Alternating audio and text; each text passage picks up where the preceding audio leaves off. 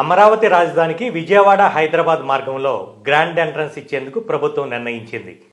మూలపాడు నుంచి అమరావతి రాజధానికి grand entrance వేతో పాటు కృష్ణానది మీదుగా ఐకానిక్ బ్రిడ్జ్ అలైన్మెంట్ను మార్చింది. ఇంతకుముందు ఇబ్రహీంపట్నం పవిత్ర సంగమం దగ్గర ఐకాన్ బ్రిడ్జికి భూమి పూజ చేశారు. NH65, NH30లకు అనుసంధానంగా దీనిని ప్రతిపాదించారు. అప్పట్లో 2016లో ఐకానిక్ బ్రిడ్జికి ప్రతిపాదించినప్పుడు విజయవాడ వెస్ట్ బైపాస్ లేదు. తర్వాతి క్రమంలో గొల్లపూడి నుంచి సూరాయపాలెం మీదుగా కృష్ణానది మీద 3 కిలోమీటర్ల పొడవున విజయవాడ వెస్ట్ బైపాస్ నిర్మాణం జరిగింది. అమరావతి రాజధానిలో వెంకటపాలెం మీదుగా కాజా వరకు ఇది సాగుతుంది. గొల్లపూడి, ఇబ్రహీంపట్నం ప్రాంతాలు దగ్గరగా ఉండటంతో ఐకానిక్ బ్రిడ్జి ఇక్కడ ఏర్పాటు చేయడం సముచితం కాదని ప్రభుత్వం భావిస్తోంది. ఈ మేరకు అమరావతి అభివృద్ధి సంస్థ అధికారులు సరికొత్త అలైన్మెంట్పై కసరత్తులు చేశారు.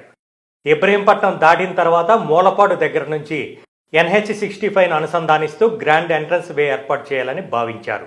ఈ గ్రాండ్ ఎంట్రన్స్ వే నుంచి ఐకానిక్ బ్రిడ్జిని కృష్ణానదిపై నిర్మించాలని నిర్ణయించారు. మూలపాడు నుంచి కృష్ణానది మీదుగా రాయపూడి వరకు 5.2 కిలోమీటర్ల ఈ గ్రాండ్ మార్గాన్ని అభివృద్ధి చేయాలని నిర్ణయించారు.